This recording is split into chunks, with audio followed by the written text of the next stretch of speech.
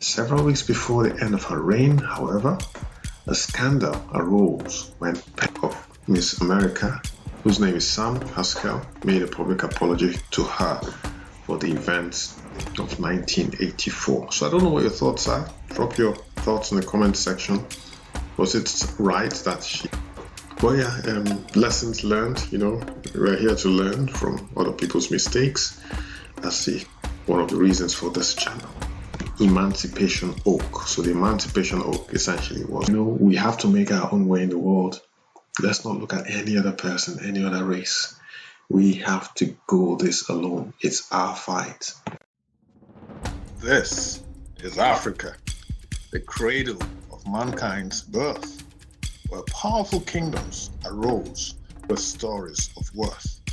A youth-filled land, the youngest population, with diamonds and cocoa from its fertile foundation, exemplary leaders, their legacy told. Nkrumah, Mandela, their spirits bold. From Johnson Sirleaf's Liberia, where freedom lies, and her first female leader, so wise. Let courage and dreams unite as one for a brighter tomorrow where greatness is spawned. In this beautiful, colorful, and friendly domain, greatness awaits, where hopes shall not wane, where tales of triumph weave a tapestry. Welcome to Today in African History.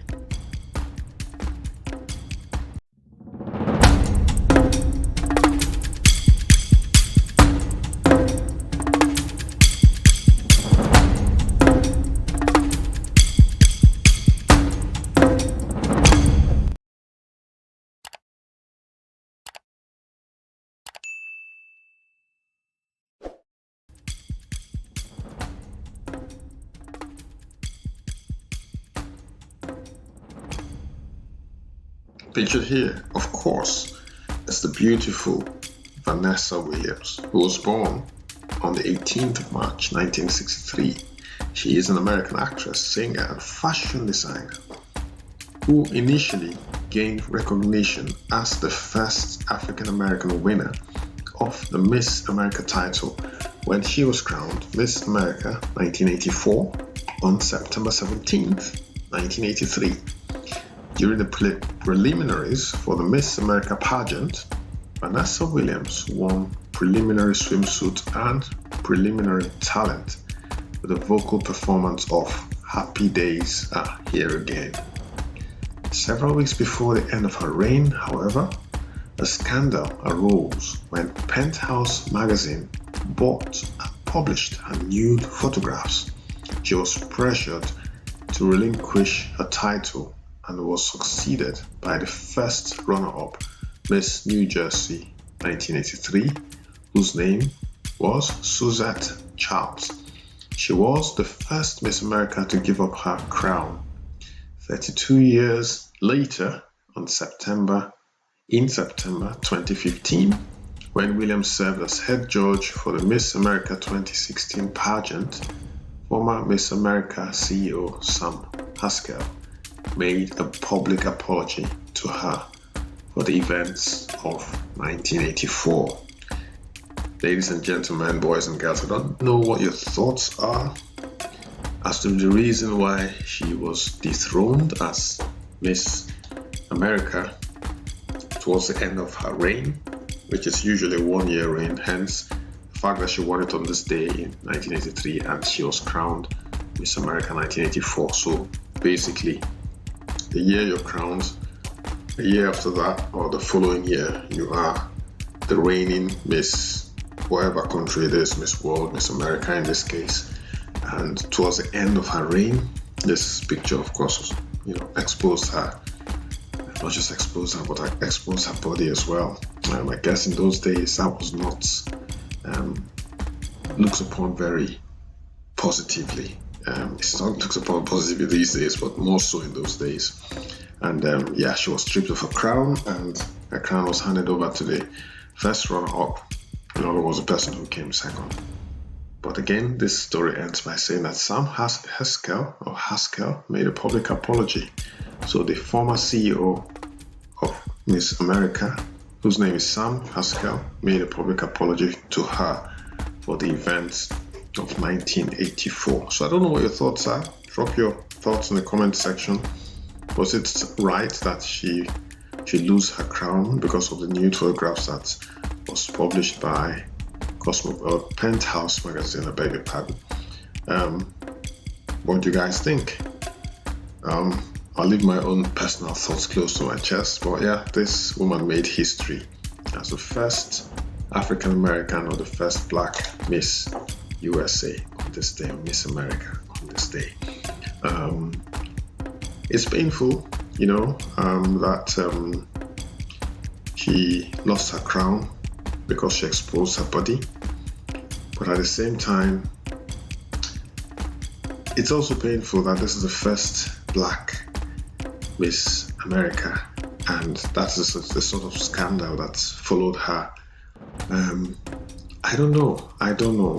My thoughts are mixed on this one. I don't want to cry foul here. I don't want to cry racism, but there might be a bit of both. Yes, they have the highest standards, or they did have the highest standards back in the day to not expose your body. Maybe that was part of the arrangement. Maybe she signed some sort of agreement that I don't know. But if she did it before she competed, then why would they use that against her? These are the thoughts going through my head. Yes, I don't agree in one exposing their bodies, absolutely stark naked. I don't know whether she was stark naked or she was just nude. I don't think she was stark naked. But yeah, lessons learned. We're here to learn from other people's mistakes. That's one of the reasons for this channel. Okay, guys, so let's move on to the next event on this day. This is Mary Smith Peake. The year was 1861. Of course, the day was September 17th. She taught the first classes to African American children on the grounds of the present-day Hampton University under what became called the Emancipation Oak. So the Emancipation Oak essentially was a tree that the lady pictured here, Mary Smith Peake, taught her first classes in, or under in this case. Mary Peake started teaching the children of former slaves, and the American Missionary Association paid her some salary and gave support as its first Black teacher. She began teaching outside on this day in 1861 under a large oak tree in Phoebus, a small town nearby in Elizabeth City County. In 1863, the Virginia Peninsula community gathered under this tree to hear the first Southern reading of President Abraham Lincoln's Emancipation Proclamation, and it became known as the Emancipation Oak. Soon, the AMA provided Peake with Brown Cottage, long considered the first facility of Hampton Institute and later Hampton University. Both children and adults were eager to learn. Mary Peake School taught more than 50 children during the day and 20 adults at night. Although seriously ill, Peake continued teaching. Sadly, on the 22nd of February 1862, Peake died of tuberculosis. So, Mary Peake made history on this day in 1861 when she taught the first classes to African American children on the grounds of the present-day Hampton University under a tree that became known as the Emancipation Oak. Education is still important today. Maybe the traditional educational system is not as important as it used to be. These are my thoughts. I don't know what your thoughts are. Drop your thoughts on the comment section below. But these are my thoughts. Education, the traditional way of educating people, is fast becoming redundant. It doesn't actually prepare children, it doesn't prepare even adults for the modern world that we live in today. Education is still important, I think, but not in the traditional sense. So the traditional education is still important, not as important as it used to be 100 years ago, 150 years ago. I think in the present day reality, you need both, but I think there should be more emphasis on education that is more current, education that is more relevant to our children, especially because if you're educating children to face a world that is no longer there when they become adults, when they get into the workplace or they get into the world of work, what happens to them then? So you find that then a situation where they have no jobs waiting for them, they have to reskill quickly so that they can enter into the job market, or they're left behind, into a system that isn't there anymore, a system that the educational system prepared them for, but doesn't exist anymore. I don't know what your thoughts are, guys, but this is my candid opinion about our present day educational system. More and more people are getting degrees, they're being churned out, and they're being thrown into the workplace, and there are no jobs, absolutely no jobs. A high percentage of people who studied a particular course or a particular degree are not working in the areas that they studied. I am one of those people. Me speaking to you today, I'm one of those people who spend most of my working life working in an area that I'm not qualified. I wasn't qualified to work in. So that's the reality of life, and I have been underemployed several times in my life before. Several times. I'm sure there's so many other people like that. Anyway, so on to the next event on this day. The final event of note on this day, September 17th. So last but not least for today, pictured here is Andrew Foster, who was born on this day, September 17th, in the year 1879 in Calvert, Texas, United States of America. He was an American baseball player who gained fame as a pitcher, manager, and owner, and as the father of black baseball, after founding in 1920 the Negro National League, the first successful professional league for African American ball players. Foster dropped out of school after the 8th grade, and by the age of 18, he had begun playing semi-professional baseball in Texas for the Waco Yellow Jackets. In 1902, he joined Frank Leland's Chicago Union Giants, but soon left to play in an integrated semi-professional league in Michigan. Standing 6 feet 4 inches, 1.93 meters tall, the large right-hander first made his mark on the game in 1903 as a pitcher for the Cuban ex-Giants, winning 4 games of a 7-game series against the Philadelphia Giants in the Colored Championships of the World. The next year, as a member of the Philadelphia Giants, Foster earned his nickname by out-dueling the great Rube in a game against the Philadelphia Athletics of the American League. In 1905, he totaled 51 victories out of 55 games played. Wow, that is an awesome achievement. In 1926, the strain of his work began to affect his mental health, and he was placed in a mental hospital in Kankakee, Illinois, where sadly he passed on 4 years later. So on this day, Andrew Foster was born. The year was 1979. He was born in Texas, United States of America. An American baseball player who gained fame as a pitcher, manager, and owner, and as the father of black baseball. Take note of the name. His name is Andrew Foster, known as the father of black baseball. He was a manager and owner as well. It's very, very unusual for anyone, any black person, to own a baseball team at the time.